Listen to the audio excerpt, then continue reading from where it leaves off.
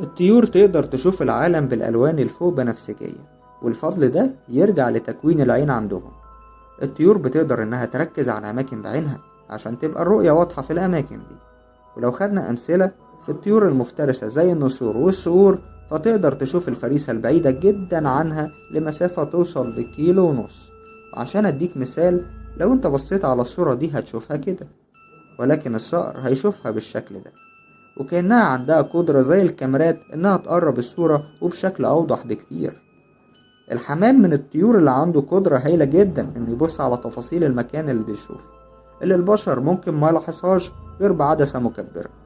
يعني مثلا الصورة دي ممكن بني آدم يشوفها بالشكل ده، ولكن الحمام يقدر يبص على تفاصيل الأسفلت والشروخ اللي فيه، وده بسبب تكوين العين في الحمام اللي بتشتغل زي عدسة مكبرة آلاف المرات عن العدسات اللي بنشوفها أو نعرفها.